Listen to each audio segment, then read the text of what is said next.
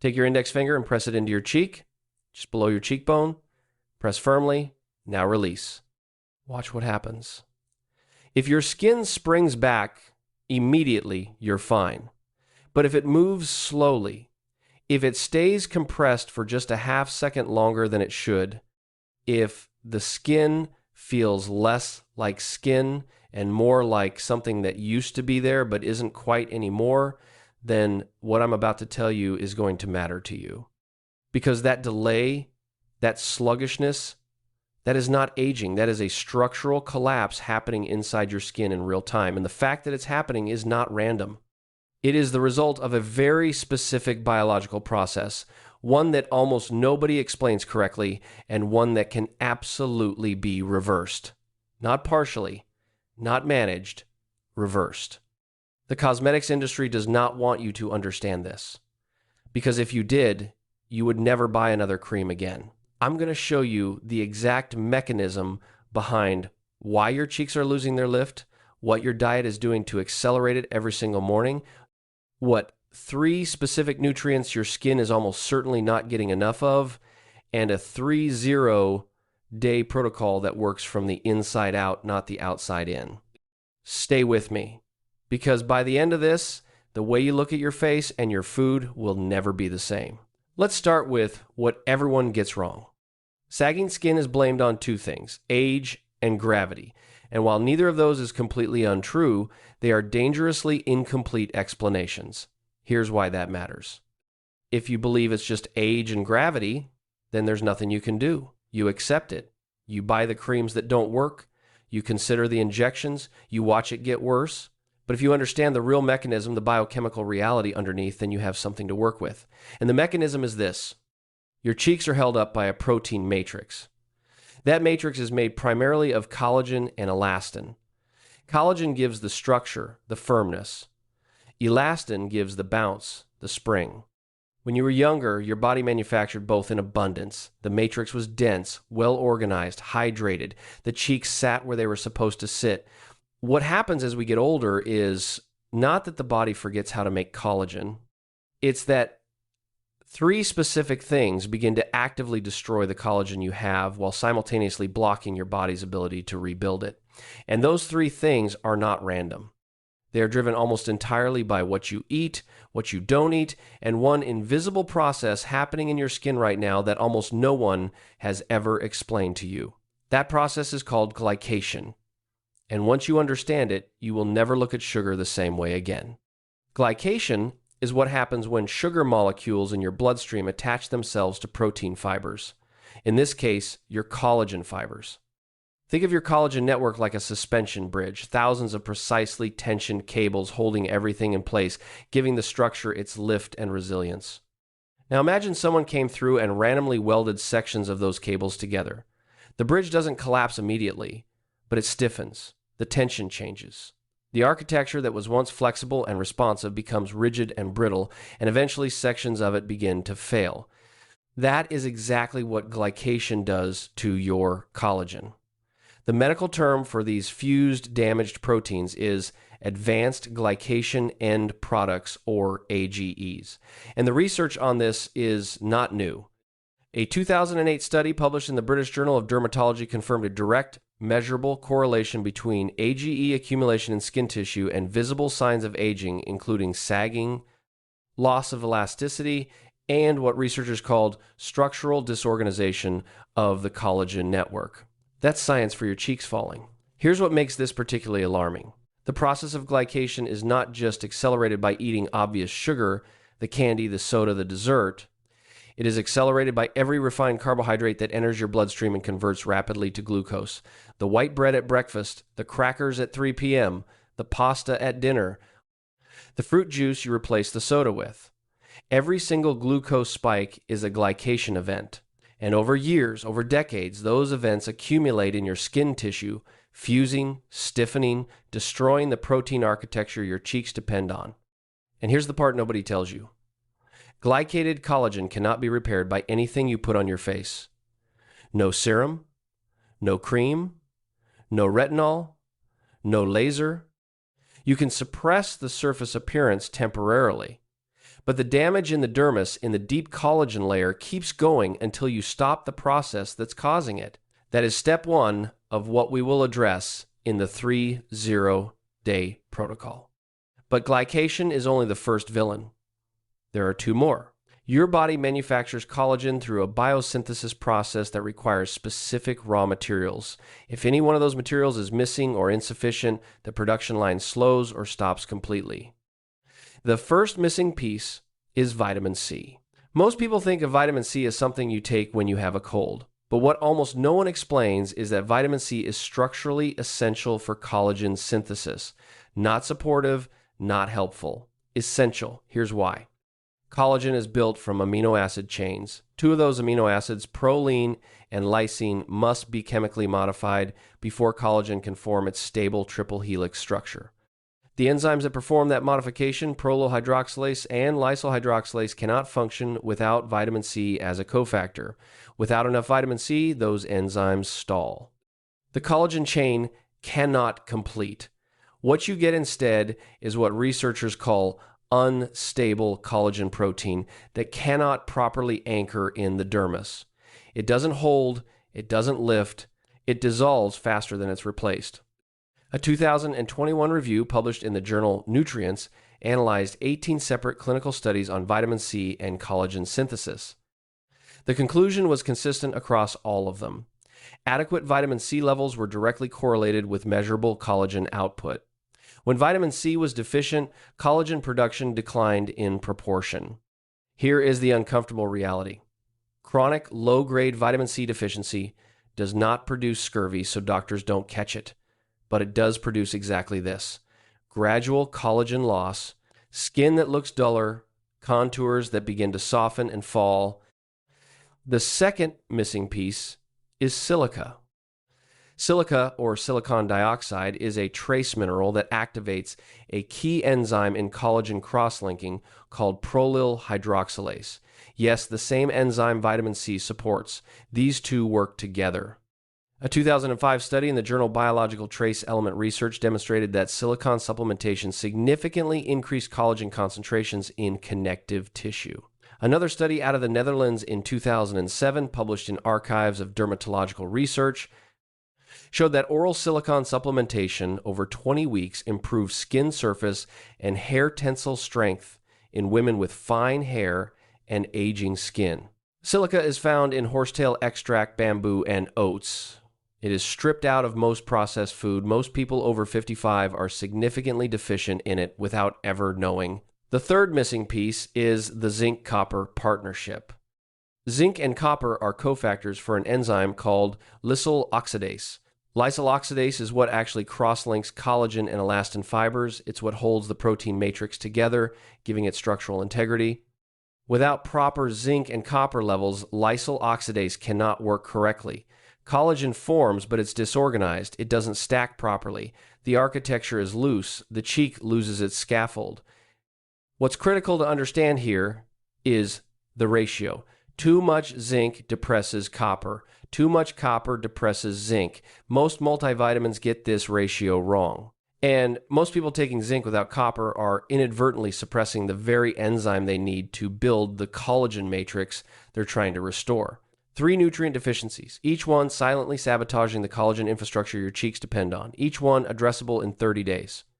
There is a third mechanism behind sagging cheeks that is almost never discussed, and it is entirely separate from collagen. Your face has over 40 muscles. The cheeks specifically are supported by the zygomaticus major, the buccinator, the levator labii superioris, and the masseter. These muscles are not decorative.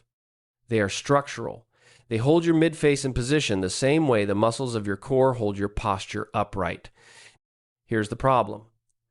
These muscles atrophy with disuse, and in modern life they are being used significantly less than they were designed to be. Soft food diets, processed food that requires almost no chewing resistance, screen posture that pulls the face into a downward and forward position for hours a day. All of this means the muscles of the midface are chronically underloaded. When a muscle goes underloaded over years, it decreases in volume. And when the muscle volume under your cheek decreases, the skin that was sitting on top of it has nothing to sit on. it descends. That is not a collagen problem, that is a volume problem. A 2018 study published in JAMA Dermatology actually measured this directly. Researchers used MRI imaging to track changes in facial fat compartments and muscle tissue over 20 years. The data showed that facial volume loss, specifically in the midface, was a primary driver of what subjects perceived as sagging. The skin hadn't stretched, the support underneath had diminished. Targeted resistance exercise for the facial muscles is not cosmetic nonsense. It is muscle physiology applied to a part of the body that conventional fitness completely ignores. Here's what the cosmetics industry has been counting on you not knowing. The $60 billion global anti-aging skincare market is built on one fundamental misdirection. It addresses the surface of a problem that lives in the dermis, in the muscle, and in your bloodstream. A cream cannot penetrate the epidermis to reach the collagen layer. Retinol can stimulate some surface cell turnover. Hyaluronic acid serums can temporarily draw water to the surface. But neither of those addresses glycation damage, nutrient deficiency, or muscle atrophy. They treat the symptom while the cause continues. And the cause, the dietary patterns, the nutrient gaps, the sedentary facial muscles, has been present for so long that by the time most people notice the sagging, they have spent years accelerating the problem without knowing it. The good news is that the biology is not irreversible. Not at 55, not at 65, not at 70. This is a 30-day protocol. It has 4 pillars. All 4 work simultaneously. You will not see full results at day 7. Some people see measurable change at day 14. Most see significant change at day 30. A small number need 45 to 60 days because the deficiencies run deeper. But the direction is always the same, and it's always up. Pillar 1, stop the glycation. This is non-negotiable, and it has to come first. Every glucose spike is a glycation event on your collagen fibers. For 30 days, remove all refined carbohydrates. Not reduce, remove. White bread, pasta, crackers, packaged cereals, fruit juice, soda, all of it. You are not doing a diet. You are stopping a chemical process that is actively destroying your skin's architecture. Replace those carbohydrates with foods that do not spike blood glucose. Eggs, fatty fish, avocado, leafy greens, nuts and seeds, grass-fed beef. These foods do not trigger glycation. They are also, not coincidentally, some of the highest sources of the nutrients in Pillar 2. One additional tool here, carnosine. Carnosine is a dipeptide, a small protein found primarily in red meat and poultry. Research published in Biochemistry in 2002 demonstrated that carnosine acts as an anti-glycation agent. It essentially intercepts the sugar-protein binding reaction before it can damage collagen. People who eat adequate red meat tend to have significantly higher circulating carnosine levels. This is one of the biochemical reasons that adequate animal protein consumption correlates with better skin quality in older populations. Pillar 2, rebuild the collagen precursors. You are going to give your body everything it needs to manufacture new collagen. This means 3 things taken together. Vitamin C, 1,000 milligrams per day taken with food, not from orange juice, from whole food sources or a quality supplement. The best whole food sources are bell peppers, kiwi, broccoli, and dark leafy greens. Bell peppers have nearly 3 times the vitamin C of oranges, gram for gram, with a fraction of the sugar. Note, take vitamin C in the morning, not at night. Collagen synthesis is most active during sleep, and vitamin C taken earlier in the day is available in the system when synthesis ramps up. Silica. The most reliable food source is horsetail tea, a tablespoon of dried horsetail steeped in hot water for 10 minutes once per day. If supplementing, look for a product derived from bamboo extract or horsetail standardized to at least 7% silica, not silicon dioxide powder, which has poor bioavailability. The organic plant-derived form is what the body can actually use. Zinc and copper. The research-supported ratio for collagen support is approximately 10 to 1, 10 milligrams of zinc for every 1 milligram of copper. If you take a zinc supplement alone, always pair it with at least 1 milligram of copper. Oysters are one of the few foods that naturally contain both in appropriate ratios. Beef liver is another. These are not accidental. These are the foods human biology was built around. Collagen peptides. 10 grams of hydrolyzed collagen peptides per day, taken in the morning, ideally with your vitamin C source. A 2015 randomized controlled trial published in Skin Pharmacology and Physiology showed that women taking 2.5 grams of collagen peptides, a fraction of 10 grams, showed statistically significant improvement in skin elasticity after just 8 weeks. Collagen peptides do not work like a topical product. They enter the bloodstream as amino acids, primarily glycine, proline, and hydroxyproline, and signal the fibroblasts in your dermis to increase their own collagen production. They are not building blocks in the simple sense, they are biological signals. Add to this glycine specifically. Glycine is the most abundant amino acid in collagen. The body can synthesize it, but not in quantities sufficient to support aggressive collagen repair. Bone broth made from slow-simmered beef or chicken bones delivers glycine in a form that is immediately bioavailable. 1 to 2 cups per day is achievable and adds meaningful glycine to your daily intake. Pillar 3, reactivate the facial muscles. Every morning, 5 minutes. That is all this requires. Exercise 1, cheek resistance training. Place your fingertips flat against your cheekbones. Smile widely against the resistance of your fingers. Hold for 5 seconds. Release. Repeat 15 times. You are loading the zygomaticus major, the primary cheek lifting muscle. Loading it creates the muscle stimulus that drives volume restoration. Exercise 2, jaw engagement.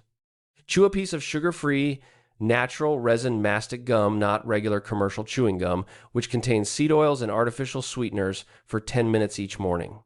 Mastic gum has a significantly higher chewing resistance than regular gum.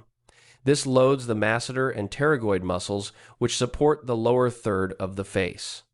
In Japan, facial muscle training, including deliberate chewing resistance, has been part of anti-aging practice for decades. Exercise 3, the tongue posture correction. Keep the tongue pressed lightly against the roof of the mouth with the lips together and teeth slightly apart during resting moments. This is not a cosmetic trick. The tongue is a muscle that, when properly positioned, exerts upward pressure on the hard palate and indirectly supports the mid-face from below. Chronic mouth breathing and low tongue posture drop the entire facial structure over years. These are not vanity exercises. These are resistance training for muscles that have been sedentary, applied to a region of the body that almost nobody trains and almost everyone eventually wishes they had. Pillar 4, address lymphatic stagnation. The face holds fluid. When lymphatic drainage is sluggish, which happens with poor sleep, high sodium intake, sedentary behavior, and chronic inflammation, the tissues become waterlogged. This creates a heaviness, a puffiness, that sits on top of the existing structural issues and makes everything look worse. Every morning after washing your face, do 2 minutes of manual lymphatic drainage using your fingertips. Start at the center of the forehead and sweep outward toward the temples. Move to the cheeks, press lightly at the center, directly below the eye, and sweep outward and downward toward the jaw angle. Then sweep down the sides of the neck. This follows the anatomical path of the lymph nodes. You are not pushing fluid up, you are clearing the drainage pathway downward. Do this after chilled water rinsing, not ice, not extreme cold, just cooler than room temperature. This mildly constricts surface vessels and primes the lymphatic tissue response. This step alone will produce visible change within the first week, which is useful because it keeps you motivated to continue the collagen rebuild that takes longer. Here is what the timeline looks like. Days 1 through 5. The glycation-forming foods are gone. Your blood sugar begins stabilizing. Skin inflammation, the low-grade kind you probably didn't know was there, begins to reduce. Puffiness decreases. Days 7 through 10, the lymphatic drainage work starts to show. The face looks cleaner, less heavy. The collagen precursors are in your system now. The fibroblasts are beginning to respond to the amino acid signaling. Days 14 through 21. This is where people start to notice something, not just feel. Notice. The cheek tissues have firmer texture on palpation. People around you say you look rested or refreshed. They can't identify what changed. Days 25 through 30. Measurable lift. Not surgical. Not dramatic. But the architecture is beginning to reassert itself. The collagen that was disorganized is being replaced by new, properly cross-linked collagen. The muscles that were atrophying are responding to resistance. The glycation engine has been slowed significantly. This is not a 30-day cosmetic fix. It is a 30-day reset of the biology that was silently failing. Let me be direct with you. There is no cream that does this. There is no injection that addresses the root cause. There is no laser that rebuilds what you just rebuilt in 30 days by changing what goes into your body and giving your facial muscles a reason to exist. The face is not separate from the body. It is not an aesthetic surface. It is a reflection of what is happening in your blood, your gut, your collagen factory, and your lymphatic system. Fix those things, and the face follows. Now, since we talked extensively about collagen and what destroys it from the inside, there is one more piece to this that most people miss entirely. It has to do with the one cooking oil that is in almost every kitchen in America right now and what it is doing to your skin's fat layer at the cellular level. I've put that video right here. Watch it next.